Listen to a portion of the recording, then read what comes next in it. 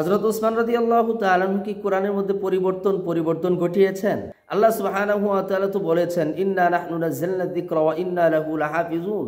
কোরআনকে আমি অবতীর্ণ করেছি, এর জিম্মাদারি আমি নিয়েছি, এর মধ্যে কোনো ব্যক্তি পরিবর্তন ঘটাতে পারবে না। তাহলে ইমরান বিন বশির উসমান রাদিয়াল্লাহু তাআলা আনহুকে নিয়ে এগুলো কি ধরনের বাজে বকাবকি করছে? উসমান রাদিয়াল্লাহু তাআলা আনহু নাকি কোরআনের মধ্যে পরিবর্তন ঘটিয়েছেন। এই বিশ্ব ভূমণ্ডলে এখন বর্তমান সময়ে যে কোরআনটা আমাদের সামনে বিদ্যমান, এটি নাকি উসমান রাদিয়াল্লাহু তাআলা আনহুর স্বহস্তে পরিবর্তিত। হ্যাঁ, এই বিষয় নিয়ে আলোচনা করতেছি। দেখুন কত ধরনের মিথ্যাচার, কত ধরনের প্রতারণা আর জালিয়াতি ইমরান বিন বশির করেছে। স্টেপ বাই স্টেপ আমি আপনাদেরকে ধরিয়ে দিচ্ছি। প্রিয় দর্শক, আপনি বেশি না চ্যাট জিপিটিতে গিয়ে একটু সার্চ করবেন, লিখবেন উসমান রাদিয়াল্লাহু তাআলা আনহু কি কোরআনের পরিবর্তন ঘটিয়েছেন, আর এ কারণে কি উসমান রাদিয়াল্লাহু তাআলা আনহুকে তৎকালীন সময়ের মুসলিম উম্মাহ শহীদ করে ফেলেছে। দেখবেন এক এক করে চলে আসবে। তারপরেও আমি আপনাদেরকে একটু পড়ে শোনাই। উসমান রাদিয়াল্লাহু তাআলা আনহু কোরআন পরিবর্তন করেছেন কি? না, তিনি কোরআনের কোনো আয়াত পরিবর্তন বা নতুন কোনো সংযোজন করেননি। বরং রাসূল সাল্লাল্লাহু আলাইহি ওয়াসাল্লামের মৃত্যুর পর বিভিন্ন অঞ্চলে কোরআন পাঠের ভিন্নতা দেখা দেয়, যা বিভ্রান্তি সৃষ্টি করেছিল। এই সমস্যার সমাধানে উসমান রাদিয়াল্লাহু তাআলা আনহু সাহাবীদের একটি কমিটি গঠন করেন, যার নেতৃত্বে ছিলেন যায়েদ ইবনে সাবিত রাদিয়াল্লাহু তাআলা আনহু। তারা হাফসা রাদিয়াল্লাহু তাআলা আনহা সংরক্ষিত কোরআনের পান্ডুলিপি থেকে একটি মানকরণ কপি প্রস্তুত করেন এবং তা বিভিন্ন প্রদেশে প্রেরণ করেন। উসমান রাদিয়াল্লাহু তাআলা আনহু নির্দেশ দেন যে এই মানকরণ কপির সাথে মিল না থাকা অন্যান্য পাণ্ডুলিপি ধ্বংস করে ফেলা হোক, যাতে ভবিষ্যতে কোনো বিভ্রান্তি না ঘটে। মানকরণ কপি মানে কি? মানে হচ্ছে আরবের মধ্যে বিভিন্ন গোত্র ছিল, আরবের মধ্যে বিভিন্ন ভাষা ছিল, যেগুলো অনেক ক্ষেত্রে আরবি ব্যাকরণের সাথে সামঞ্জস্য ছিল, আবার অনেক ক্ষেত্রে আরবি ব্যাকরণের সাথে সামঞ্জস্য ছিল না। কোথায় রফা হবে, কোথায় নসব হবে, কোথায় জর হবে, যারা মাদ্রাসায় পড়েছে তারা এগুলো বুঝে। আরবি ব্যাকরণ নিয়ে যারা গবেষণা করেছে তারা এগুলো জানে। এখন কোনো ব্যক্তি যদি বলে ওয়াসসাবিকিন আল আউয়ালিন, তাহলে ব্যাকরণগত ভুল। এই ভুলের সংশোধন কি? ওয়াসসাবিকুন আল আউয়ালুন। মুবতাদা হালতে রফিতে ওয়াও হয়েছে, হালতে জররিতে ইয়া মুবতাদা হয় না। এই যে বিষয়টি, এই বিষয়টি যখন উম্মার মাঝে উপস্থাপন করাটা প্রয়োজন, কারণ এভাবে যদি পরিবর্তন হয়, কেউ আসসাবিকিন পড়ে, কেউ আসসাবিকুন পড়ে, তাহলে এই বিষয়টা নিয়ে তো একটা দ্বন্দ্ব হবে। এবং এই বিষয়টা নিয়ে এই বর্তমান সময়ে ইমরান বিন বশির, আব্দুল্লাহ আল মাসুদরা বলবে, এই দেখো তোমাদের কোরআনের মধ্যে কোনো ধরনের মিল নেই। এক কপিতে লেখা আছে ওয়াসসাবিকিন আল আউয়ালিন, আরেক কপিতে লেখা আছে ওয়াসসাবিকুন আল আউয়ালুন।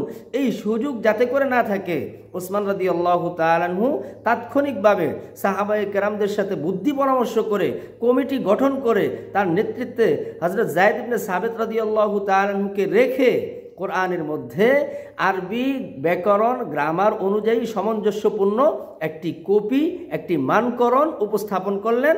এই হচ্ছে উসমান রাদিয়াল্লাহু তাআলা আনহুর কর্তৃত্ব। এটা কি পরিবর্তন? এটা কি পরিবর্ধন? মোটেও না।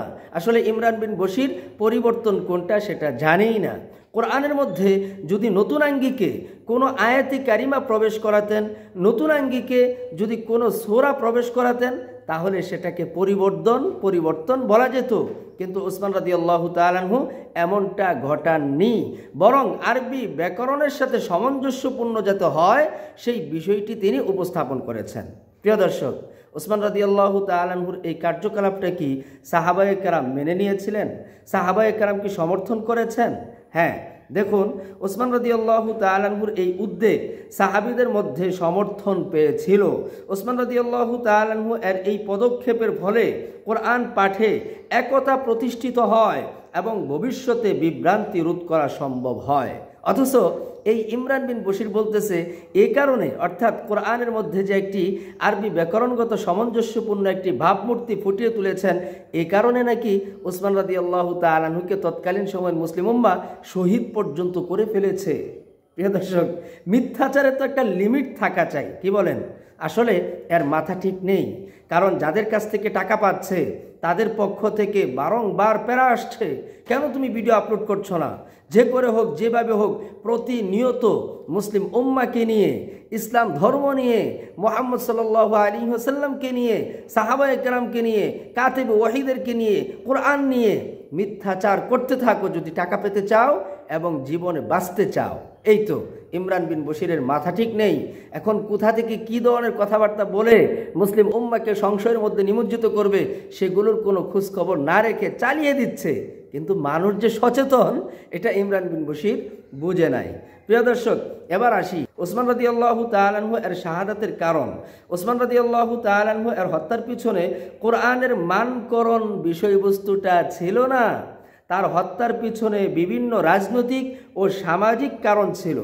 যেমন কিছু গভর্নরের বিরুদ্ধে অভিযোগ, বাইতুল মাল ব্যবস্থাপনা নিয়ে অসন্তোষ এবং কিছু বিদ্রোহীদের উস্কানি। ওসমান রাদিয়াল্লাহু তাআলা আনহু এর বিরুদ্ধে বিদ্রোহীরা তার বাড়ি ঘেরাও করে এবং শেষ পর্যন্ত তাকে শহীদ করে ফেলে। লা হাওলা ওয়ালা কুওয়াতা ইল্লা বিল্লাহ। প্রিয় দর্শক, ওসমান রাদিয়াল্লাহু তাআলা আনহু কি তাহলে কোরআনের যে মানকরণ করলেন সে কারণে শহীদ হয়েছেন? না, এ কারণে তাকে শহীদ করা হয় নাই। বিভিন্ন ধরনের রাজনৈতিক এবং সামাজিক কিছু বিষয়বস্তুকে দাঁড় করিয়ে শিয়ারা ওসমান রাদিয়াল্লাহু তাআলা আনহুকে শহীদ করে ফেলেছে। তাহলে স্টেপ বাই স্টেপ আমি আপনাদেরকে ধরিয়ে দিলাম যে এই মোল্লা ইমরান বিন বশির কি ধরনের মিথ্যাচার, জালিয়াতি আর বাটপারি মানুষের সামনে করে যাচ্ছে। চতুর্থত, ইমরান বিন বশির আরও একটি জালিয়াতি করেছে যে আল্লাহর রাসূল সাল্লাল্লাহু আলাইহি ওয়াসাল্লাম হাদিসের মধ্যে ইরশাদ করেছেন কোরআন মানুষের অন্তর থেকে পালিয়ে যাবে যেমনিভাবে একটি বাঁধা উটনি ছিঁড়ে ছুটে পালিয়ে যায়। এই হাদিস থেকে এই ইমরান বিন বশির বোঝানোর চেষ্টা করেছে কোরআন একটি পরিবর্তনশীল। আল্লাহ যে চ্যালেঞ্জ করেছেন, আল্লাহ যে বলেছেন আমি নাজিল করেছি, আমি এটিকে সংরক্ষণ করব, এটি ঠিক নেই, সুতরাং এটি সত্যিকার অর্থে কোরআন না। এইভাবে ইমরান বিন বশির ধোঁকা দিতে চেয়েছে।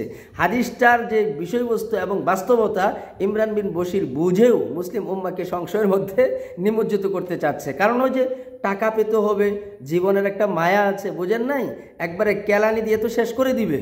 এজন্য কিন্তু ইমরান বিন বশির ভালো মন্দের দিকে, সত্য মিথ্যার দিকে না জাস্টিফাই করেই মানুষ যে সচেতন এদিকে না তাকিয়েই বাস চালিয়ে দিয়েছে। হাদিসটা যে বললি, এই হাদিসের বাব অর্থ আর বাস্তবতা কি? আল্লাহ রসুল সাল্লাল্লাহু আলাইহি ওয়াসাল্লাম একটি বাঁধা উটনির সাথে কোরআনকে সাদৃশ্য দিয়েছেন। বাঁধা উটনি গাছ থেকে ছিঁড়ে ছুটে যেরকমভাবে পালিয়ে যায়, দৌড়ে যায়, ঠিক তেমনিভাবে একজন হাফেজে কোরআনকে হেফজ করার পরে যদি দৈনন্দিন সেটাকে তেলাওয়াত না করে তাহলে একটা সময় তার অন্তর থেকে সেই তেলাওয়াত, সেই ইয়াদ, সেই মুখস্থ শক্তিটা থাকে না, বরং সেটি দূরীভূত হয়ে যায়। এজন্য আল্লাহ রসুল সাল্লাল্লাহু আলাইহি ওয়াসাল্লাম হাফিজ কোরআনকে তেলাওয়াতের জন্য উদ্বুদ্ধ করেছেন এই হাদিসের মাধ্যমে। হাদিসটি আব্দুল্লাহ ইবনে মাসউদ রাদিয়াল্লাহু তাআলা আনহু থেকেও বর্ণিত, হযরত আবু মুসা আল-আশআরী রাদিয়াল্লাহু তাআলা আনহু থেকেও হাদিসটা বর্ণিত। এখন এই বিষয়গুলো নিয়ে এই সমস্ত নাস্তিক, বেঈমান, কুফফাররা মুসলিম উম্মাকে সংশয়ের মধ্যে নিমজ্জিত করতে চাচ্ছে এবং তার কিছু ভক্তবৃন্দ আছে তারা খুব সহজে তার কমেন্ট সেকশনে গিয়ে বাহবা দিচ্ছে। আমি বারংবার, বহুবার তার কমেন্ট সেকশনে চ্যালেঞ্জ করেছি যে শেখ আহমদুল্লাহর প্রয়োজন নেই, আমাদের মিজানুর রহমান আজহারি সাহেবের প্রয়োজন নেই, আবু তাহা আদনান সাহেবের প্রয়োজন নেই। তোমার যদি যোগ্যতা থাকে, তোমার যদি শিক্ষাগত ব্যাকগ্রাউন্ড ভালো থাকে, মজবুত থাকে, আমি আশরাফের সাথে আহনাফ টিভি থেকে লাইভ করব, এই লাইভের মধ্যে যুক্ত হও, তোমার যত প্রশ্ন আছে, সংশয় আছে, যত ভ্রান্তি চিন্তা ভাবনা আছে সব কিছুকে ধুমরে মুচড়ে একেবারে নস্যাৎ করে দেব ইনশাআল্লাহ। প্রিয় দর্শক, ভিডিওটি অত্যন্ত গুরুত্বপূর্ণ, অবশ্যই ভিডিওটি শেয়ার করে দিবেন।